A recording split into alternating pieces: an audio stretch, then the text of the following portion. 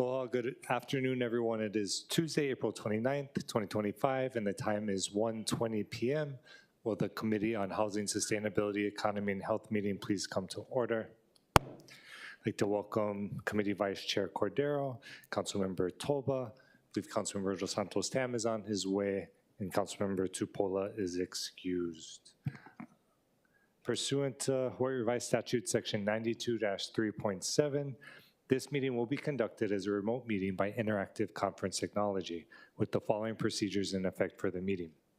Members of the public will be allowed to provide oral testimony on all items on the agenda in two ways: in person in the council chamber and remotely. Remote and in-person oral testimony will be allowed when each agenda item is taken up. Before testifying, each person shall state their name for the record and will be limited to a 1-minute presentation on each item. As both English and Hawaiian are official languages of the state of Hawaii pursuant to Article 15, Section 4 of the Hawaii State Constitution and Section 1-13 of the Hawaii Revised Statutes, members of the public may testify in either language. For oral testimonies offered in Olelo, Hawaii, additional time as may be necessary will be allowed for the testifier to provide an English translation of their testimony if they so wish. All persons who have registered to testify in person will be called upon first. When your name is called, please come up to the testifier podium. Persons who have not registered will be given an opportunity to testify following the registered testifiers. After in-person testimony is concluded, I will proceed to remote testimony via video conference or phone. When I call your name, please monitor your screen and follow the prompt to unmute. For those who are joining us by telephone only, please press *9 if you wish to testify, and I will identify you by the last 3 digits of your phone number. When your number is called, please listen for the prompt to unmute and press *6. Hawaii Revised Statute Section 92-3.7 requires that all votes at a remote meeting be conducted by a roll call unless unanimous. Therefore, I will first call for objections, and if there are any, I will then call for a roll call vote. Written testimonies, including the testifier's address, email address, and phone number, will be available to the public as described on the posted agenda. As a courtesy, please turn off or silence all cell phones for the duration of this meeting. That brings us to first item on our agenda today, Communication CC-120-2025. This is a draft committee report on the review and evaluation of the Commission on Economic Revitalization. This committee will take action on the draft report, making recommendations to the Council on whether the ordinance establishing the Commission should be retained, amended, or repealed. As a recap, at our February 11th meeting, we asked members of the Commission to provide a brief presentation on the report, which was submitted to the Council pursuant to Ordinance 17-44, periodic review of the boards and commissions. A copy of the report is included in your binder and is also available online as Communication MM16. At our last meeting on April 1st, Executive Director Asselby of the Office of Economic Revitalization and Eliza Talbot, Chair of the Commission, testified in favor of retaining the Commission, highlighting its valuable support of OER's mission and goals. We have included in this draft committee report the committee's findings and recommendations to retain the Commission on Economic Revitalization without change, amendment, or repeal. I see Director Asselby in the chamber. Open up if you have any comments. If not, no worries. And also would just note if members have any questions of the director. Thank you, Chair Weyer and committee members. My name is Amy Asselby, the Executive Director at the Office of Economic Revitalization. Just appreciate the committee taking this up, conducting the review, and passing and approving the continued work of the Economic Revitalization Commission. They've been great to work with. We have some really outstanding community and business members on our commission, and they're helping to continue to evolve the work and maximize economic development opportunities here in the city and around the island. Thank you. Thank you, Mahalo, for that. And see no questions from the committee. Thank you, Director. We'll go ahead and go to Chair Talbot, I see is online. If you wanted to add any comments, please feel free at this time. Councilmember, thank you so much, Chair, for the opportunity. Just wanted to say thank you for considering the Economic Revitalization Commission again and for acknowledging the importance of this group. You have my written testimony, which highlights our achievements as well as our plans for 2025. We're really excited to go forward and work with all of you. So I'm here to take any additional questions you may have, but just want to say thank you again for your consideration. Mahalo for that. Any questions? See none. Thank you again for your service as well and the entire commission. Mahalo. We'll go ahead and go to testifiers having no registered testifiers. Anyone in person wanting to testify can come forward. Seeing none, we'll go ahead and go online. Anyone else wishing to testify can use the raise hand feature to identify their willingness or want to testify. Seeing none, we'll go ahead and close testimony and go into discussion. Members, seeing none from the committee, Chair is going to recommend that the committee report be reported out for scheduling of a public hearing and adoption. Any objections or reservations? Hearing none, so ordered. Mahalo. And that brings us to agenda item number 2, Bill 28, 2025, amending provisions relating to the collection and disposal of refuse, extending the deadline for implementation of curbside collection of food waste and manufactured compostables from April 1st, 2025 to April 1st, 2026. I see Director Babcock here. I'll go ahead and offer you time to make a comment if you wish. Yeah, thank you, Chair, Council members, committee members. Roger Babcock, Director, Department of Environmental Services. Thank you for continuing to this Bill 28. We did need a little bit more time to get the facility constructed. It is under construction now, so we're excited about that, excited to get this going. It's, as you know, it's an important additional diversion of material that is recyclable out of the gray carts and going to H-Power, instead going into the green carts and going to be made into compost. So it's an important part of our overall strategy, of course, to recycle more things, and we look forward to getting this going. In the interim, we're also working now on creating some public information materials and a whole program to be able to roll this out once the facility is ready. Appreciate that. Any questions from the committee? I'll just ask a couple quick ones because they come up often in the community. So in one testifier that often brings up the food waste being in the green bin and that being a bi-weekly pickup or every other week pickup. And is the department fleshing out those details still? Because I know there'll be community education, or is there any insight of how the process may work once we get to the that future date? Yeah, so you're right. We are still fleshing that out, and we're figuring out what the guidance is going to be and how we can make it, maximize its effectiveness, but also make it so that it is sustainable and actually workable for people. So we are in the process of working on that now, and we'll give you updates, as we move along. I appreciate that. I'll just note, I'm assuming the food waste prior to then is already going into bin. It's just going into the black bin or gray bin. That's correct. Currently it's going into the gray bin, but there is weekly collection, as you noted. So we're looking at various options. The one thing is that any thought of trying to do like another bin, like another colored bin, another set of bins and another set of collections is astronomically expensive and wouldn't be cost effective. So, but other options are being looked at, and we're looking at other cities and some of the things that are going on elsewhere.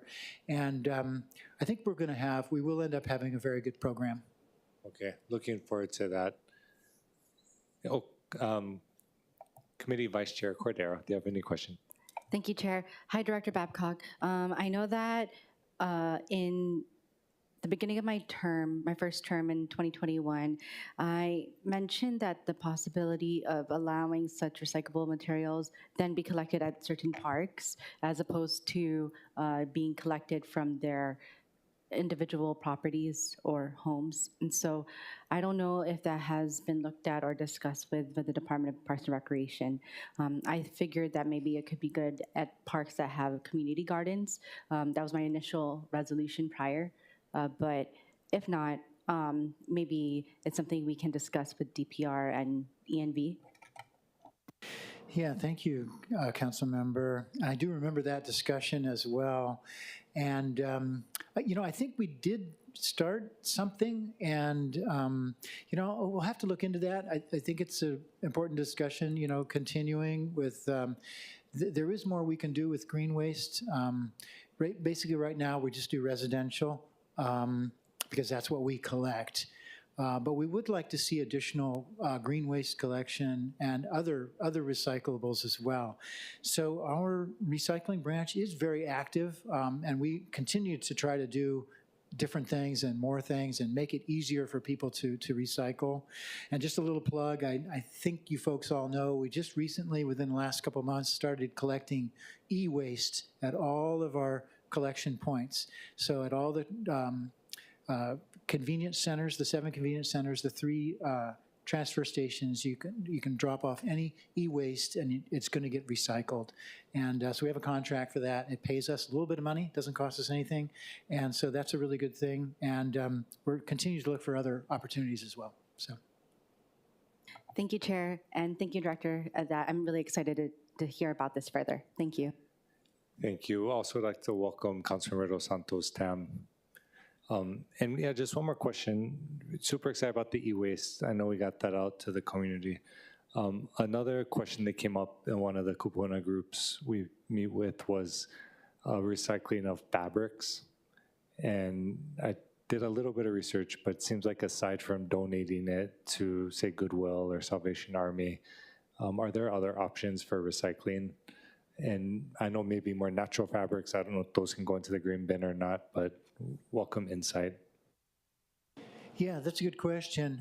We'll have to look into that some more. There was a news article recently about Maui with a bunch of, with fabric, excess donations of clothing and stuff that they couldn't use. And I'm pretty sure that article was talking about, I think it was NPR or HPR was saying that they were going to use it, incorporate it into compost in some way. So we'll have to look into that. I don't know the answer right now.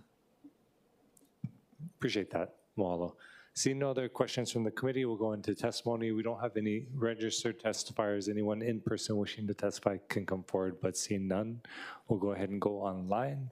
And Ms. Young, I see your hand raised if you want to unmute and proceed when you're ready. And anyone else online that's wanting to testify can go ahead and use that raise hand feature. Aloha. Angela Melody Young, testifying in support.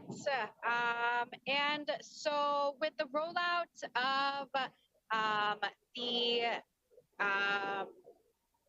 e-recovery, electronic recovery collections at the convenience centers, and also with the discussion of the new landfill location and encouraging people to recycle. I think this is a good idea because with the process of food scraps and diverting it from landfills prevents more harmful gas emissions. And also it can transform the food waste into valuable compost and help with improving the quality of the environmental effects of trash and recycling. So there are also schools that are getting involved with electronic recovery programs and people who are stepping up to help with the discussions of recycling and trash. So in support of also diverting food waste from the landfills. Thank you. Thank you, Ms. Young. Appreciate your testimony. Seeing no other testifiers, members, we'll go ahead and close testimony and go into discussion. Seeing no discussion, the chair is going to recommend that Bill 28, 2025 be reported out for passage on third reading. Any objections, reservations? Hearing none, So ordered, and mahalo again to Department of Environmental Services for all their work. We're going to move to agenda item number 3. This is Bill 29, 2025, amending provisions related to affordable housing in the revised ordinances of Honolulu 2021, extending the real property tax exemption for qualifying affordable rental dwelling units or affordable rental housing units from 10 years to 15 years. Members, please note, we posted on the agenda a proposed CD1 identified as OCS 2025-0341/4/22/2025, timed 4:06 p.m., and a summary of the amendments was also posted. We also distributed to each of you a hand-carried CD1 amendment identified as OCS 2025-0356/4/28/2025, 11:32 a.m.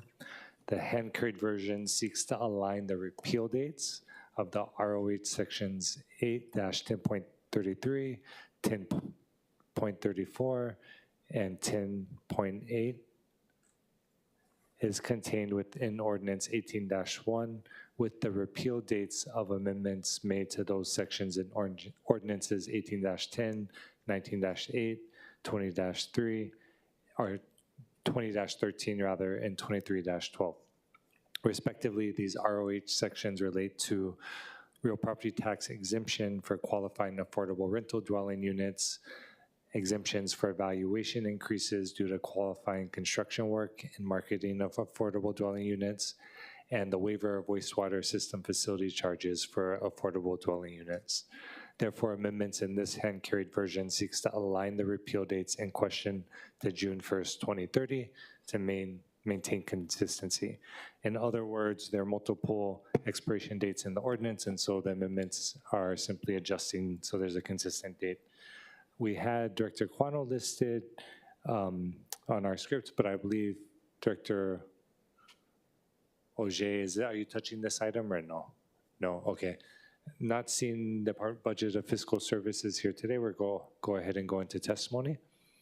Anyone in person wishing to testify can come forward, but seeing none, we'll go online. Anyone wishing to testify online can use the raise hand feature. Seeing none, we'll go ahead and close testimony and go into discussion. Members, any discussion before I make my recommendation? Okay. Thinking? No, okay. So seeing none.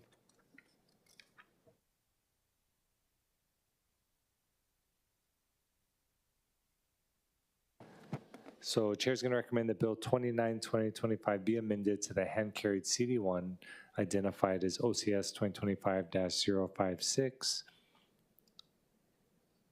Any objections or reservations? Hearing none, so ordered. The bill is amended to the CD1.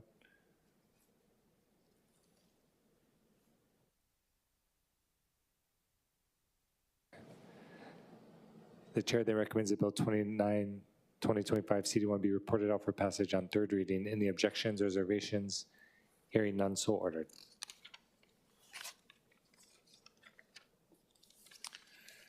Members, that brings us to agenda item number 4, Bill 31, 2024 CD1, relating to the pre-construction financing for affordable rental housing, and will amend Chapter 32 of the revised ordinances of Honolulu 2021 to establish pre-construction subsidies. Members, please note that we posted on the agenda a proposed CD2 identified as OCS 2025-0329/4/21/2025, 3:14 p.m. And a summary of the amendments were also posted.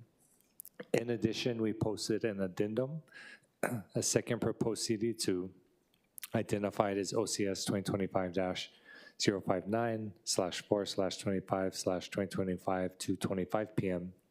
And a summary of those amendments was also posted on the addendum. The addendum CD2 version of Bill 31 makes the same amendments as the previously posted CD2 version of the bill, except for the following.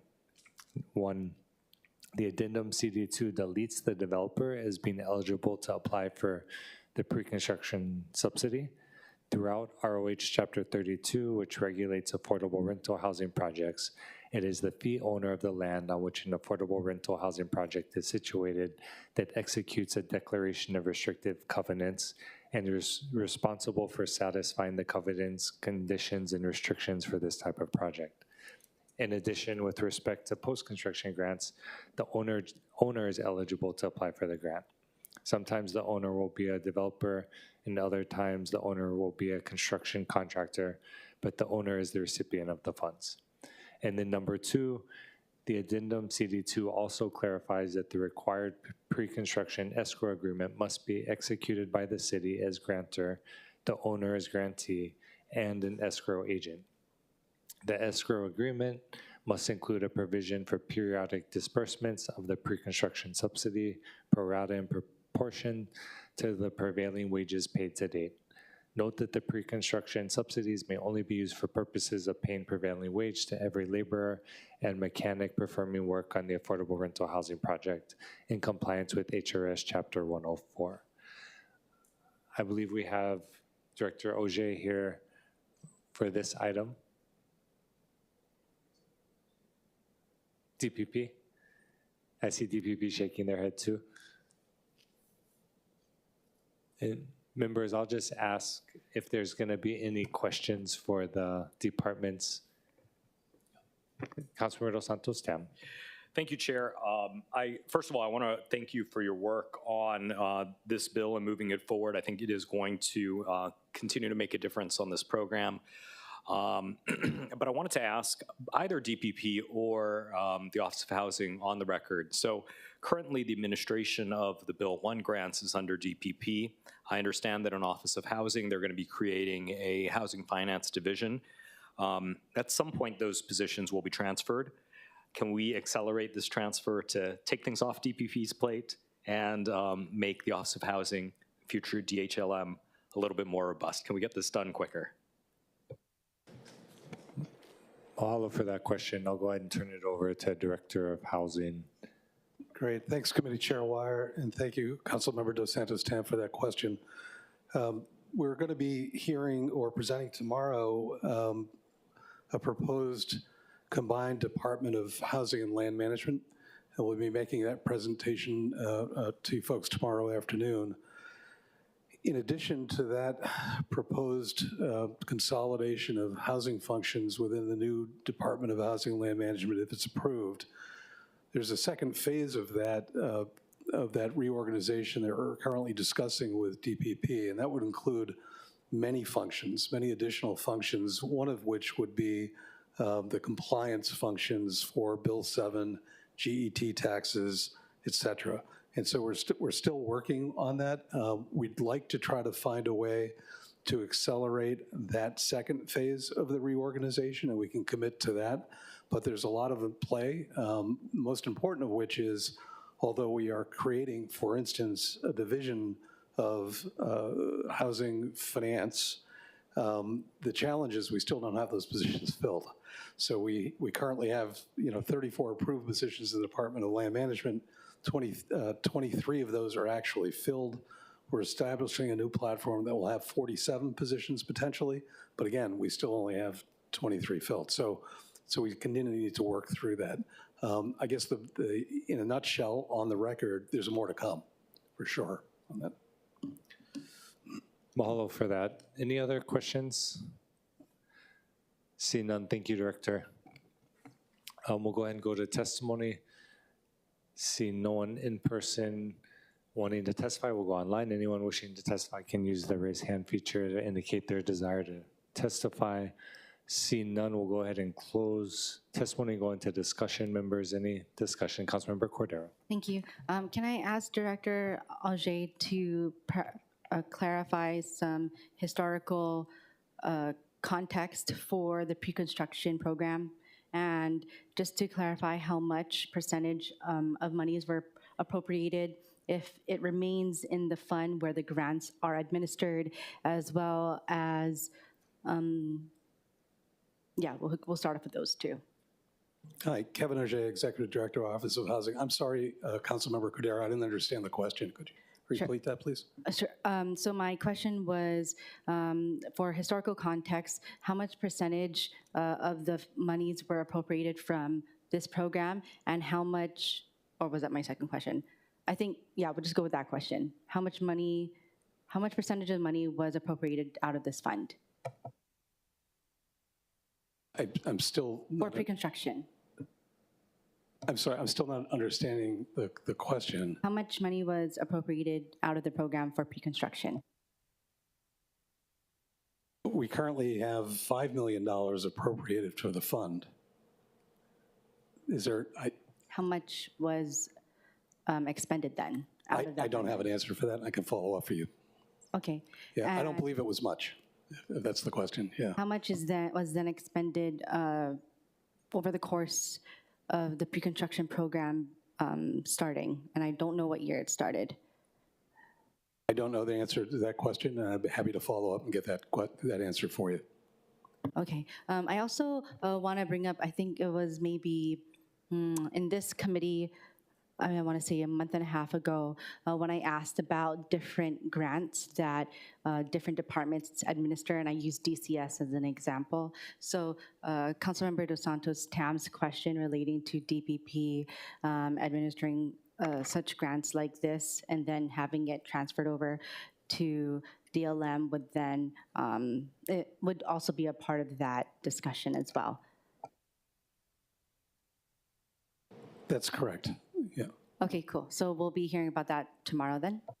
Not tomorrow, that'll be phase 2 of the reorganization. We haven't detailed that. Okay, thank you. No, I think that's all I have right now. Thank you. Mahalo, thank you for that. Any other questions from the committee? Seeing none, I'll make my recommendation, and also want to mahalo Councilmember Dos Santos Tam for introducing this measure and all the work that's gone into it. Chair is going to recommend that Bill 31, 2024, CD1 be amended to the addendum CD2 version identified as OCS 2025-0359. Any objections, reservations?